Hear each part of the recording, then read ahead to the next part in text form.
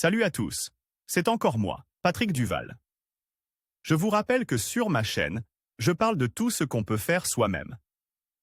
Abonnez-vous si vous aimez bricoler, il y aura plein de choses intéressantes.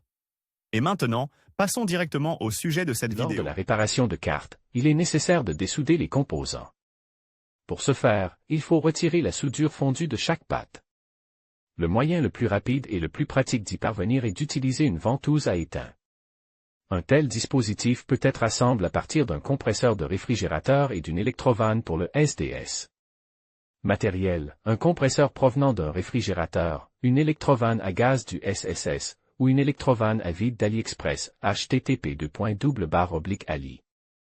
Pub 5ob 4K. Processus de fabrication d'une ventouse en étain à partir d'un compresseur de réfrigérateur. Il est nécessaire de fixer une plaque de montage sur le corps du compresseur du réfrigérateur. Vous devrez y fixer l'électrovanne et la boîte de jonction. Pour ce faire, des trous de montage sont percés à l'avance. La plaque est soudée au compresseur. Il est important de ne pas brûler le corps du compresseur avec la soudure. Les supports de meubles sur des élastiques souples sont placés sur le compresseur.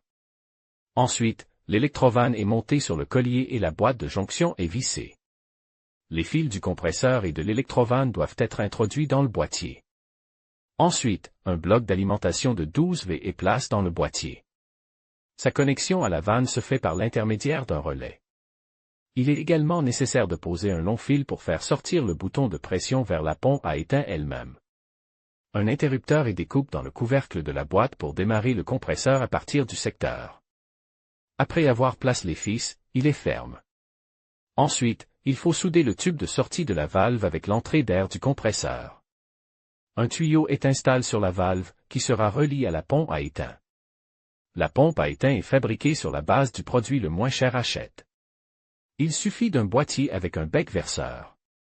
Ensuite, il faut prendre une seringue dans laquelle on insère hermétiquement la pompe en fer blanc. Une serviette en papier est placée dans la seringue. Il servira de filtre pour la collecte de l'étain. Le corps de la ventouse est inséré dans la seringue avec le filtre. Un bouton y est collé et un tube est installé sur le bec. Ce dernier est attaché au fil de fer afin qu'il ne pende pas. Pour utiliser l'appareil, il faut démarrer le compresseur à l'aide d'un interrupteur situé sur la boîte de jonction. Ensuite, le bec de l'appareil est approche de la soudure en fusion et le bouton de la poignée est presse. Après le travail, vous pouvez retirer le boîtier de la seringue et changer la lingette.